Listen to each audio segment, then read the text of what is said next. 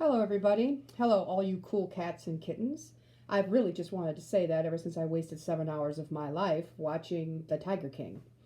But today I'm coming to you to talk about costuming, a little bit more in depth about costuming and some of the basics about how to design for a show.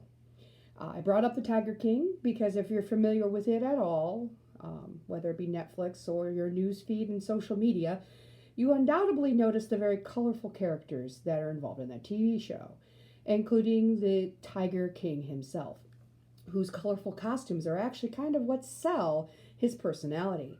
So that brings me to what exactly goes into designing for costumes, designing a show. Where do you start? What is involved? What steps should you take? And in this video, I'm going to talk about those steps a little more in depth. And odds are you've been introduced to some of this with some of the other videos that I have posted recently online from the PBS website. The very first thing that you're going to want to do when you're assigned to design costumes for a show is read the play. Yes, read the play. Look at other productions of that play. Research that play. Look at photos of that play, stills of that play. If it's a historical drama, research the time period for that show. If it's in another country, research some of the culture. And essentially, you should know the play well enough that you can, with certain confidence, design costumes to go along with that show.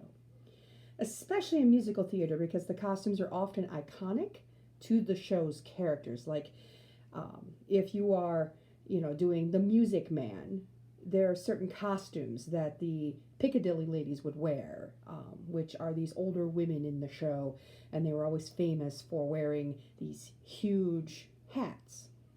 Another example would be from My Fair Lady. If you were designing costumes for My Fair Lady the musical, you would more than likely want to look at other productions. And there are certain scenes that are iconic, like what is called the ascot scene in the show, which is how the gentlemen are dressed. Those things are almost expected when you put on musicals that have such iconic backgrounds. So, step one, read the play. Ask yourself, is it historical or modern? Look at other productions. Who are the characters? Who do these characters say they are, and what do other characters say about what they're wearing? They might say, oh, she's wearing a coat, or that fur looks quite expensive, or look at those earrings. That's clues to you as the costume designer of certain things that are needed. They're not props, they're parts of costume. What activities are these characters doing? If you're doing a Civil War drama and you have somebody running around on stage who's going to eventually get blood on the costume, how does that impact your design?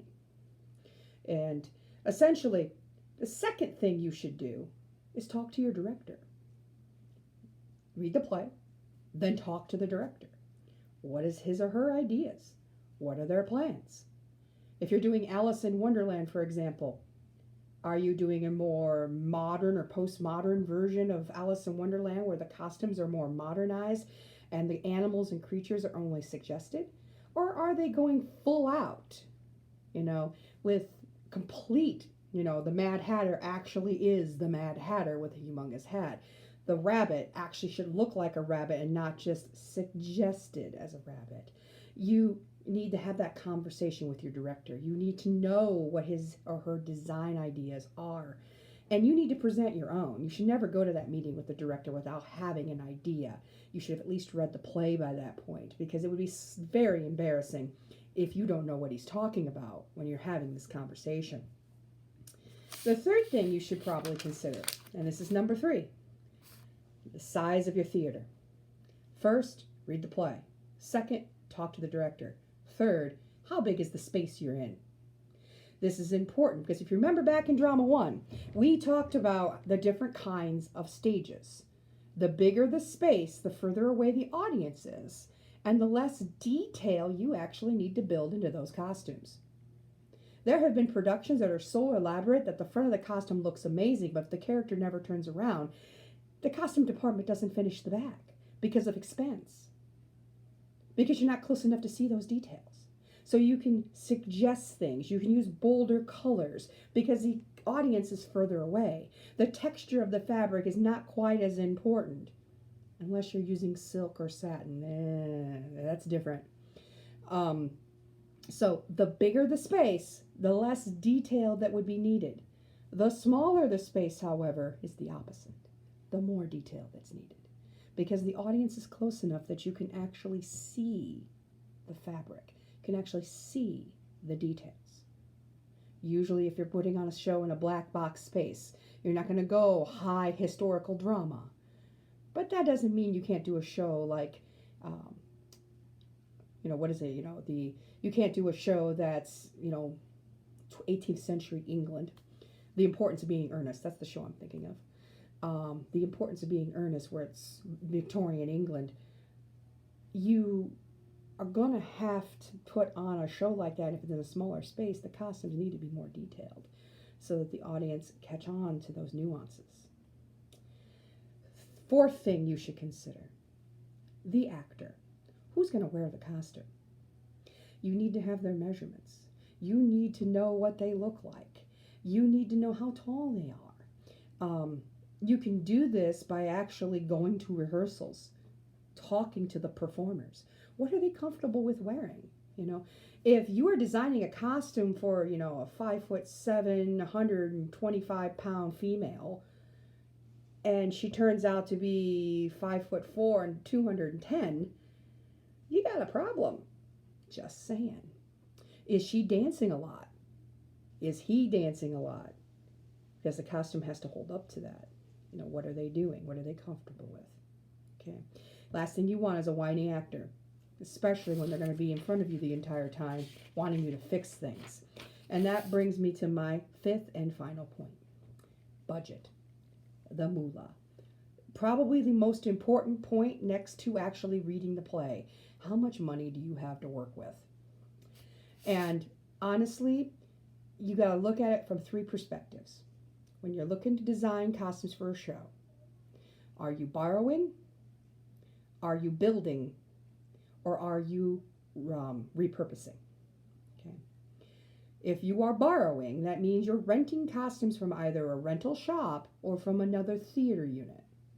That means you're going to be dry cleaning those costumes.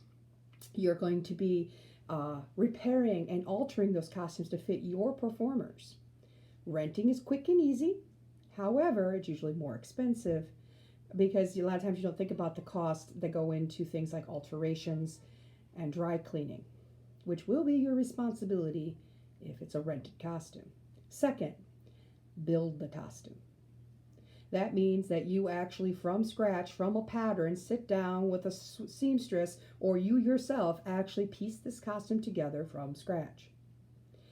This is a time-consuming process. And even though a lot of times it is very rewarding, a lot of people don't have the skill set anymore to do this elaborate kind of work.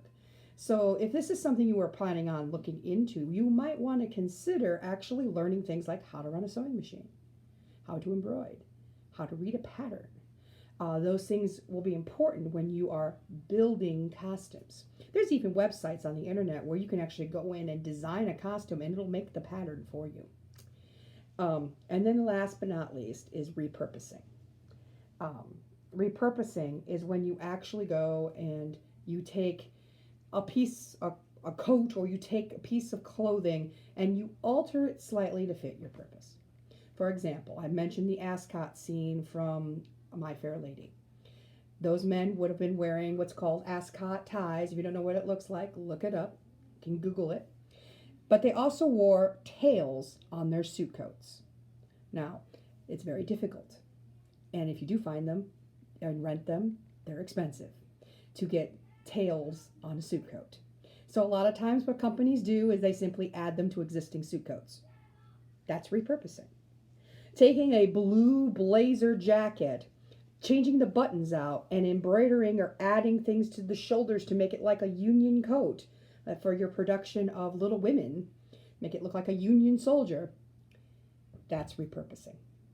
Okay. And honestly, the first place people usually start with repurposing is they go to their own costume closet.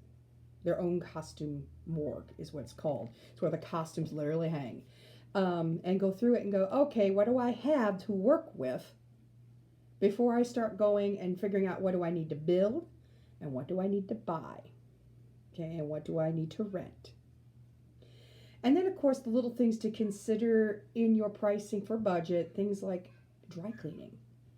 Regardless of whether you're renting or not, you're going to have to clean these things. After they've worn them several nights in a row, they're going to stink. Second, repairs. The costume designers does not stop their job just because the show's designed and built. They're usually on hand during tech and actual show in the event that a costume is damaged. And that can happen. You can have, I've had students dancing in a show and then suddenly the entire back half of their pants rip out. And there's the costume designer in the back sewing them up really quick so they can be worn in the next scene. So those things do exist, and you learn really quickly how to quickly paste rips back together. And then last, things people don't consider, shoes. What do they have on their feet? Believe it or not, that is oftentimes the last thing that a novice designer thinks about is, what are they wearing? They can't wear tennis shoes, unless, of course, the show calls for something like that. If you're doing a chorus line and they're all standing there in dancing outfits and tennis shoes, they go, absolutely. But most shows, you're not wearing street shoes. Therefore, shoes. Okay? So, again, the big things that you need to consider when you're designing for a show: read the play, talk to the director, what's your budget, size of your theater, and your actor. I'll be back a little later in the week with your assignment that goes along with building costumes. So until then, toodaloo.